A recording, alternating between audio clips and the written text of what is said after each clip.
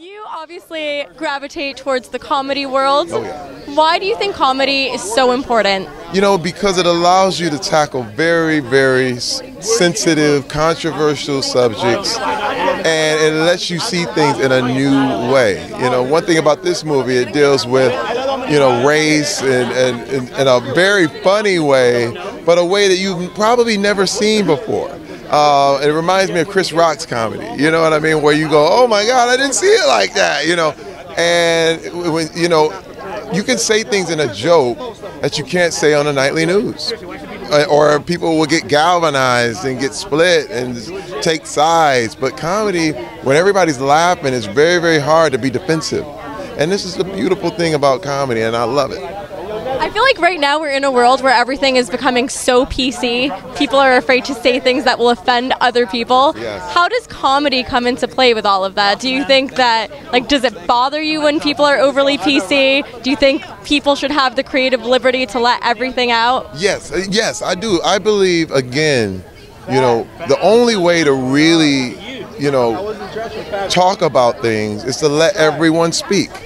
You know what I mean? And what happens is if you don't let everyone speak, that language, that thing goes underground, and it's very dangerous. Like whatever your stance is, whether you're on the right or the left, if it goes underground, it becomes something else. But as long as things stay open and free and we can talk about it and discuss it, and usually when we can laugh about it together, there's a new empathy that comes out of that. You know what I'm saying?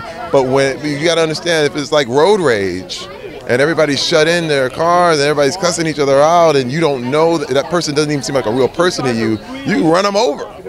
And that is not what we need. We need more openness, more empathy, and that's what comedy does. And what do you suggest to people who are too afraid to speak out? Not just at injustices in the world, but specifically injustices within the entertainment industry, specifically with what's going on right now, you know, with sexual harassment, the Harvey Weinstein case. How do people speak out against injustice when there is a power imbalance? You know what the deal is? Tell your story.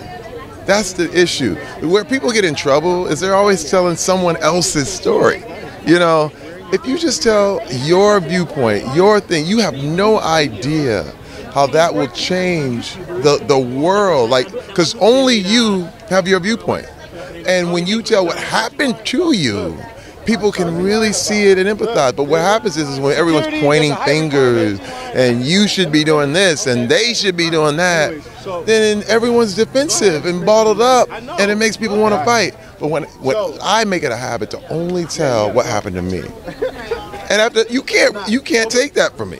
No one can take your story. No one can twist it. No one can because it's there. It's yours. And no one can argue with how you feel. No one can argue with how you feel. No one can say you're too sensitive because it's you. And I'm telling you, your testimony changes the world. That's how you change it. I love that. Thank you so much. So much inspiration in one red carpet. Thank you Take very care. much. Thank you. Thank you.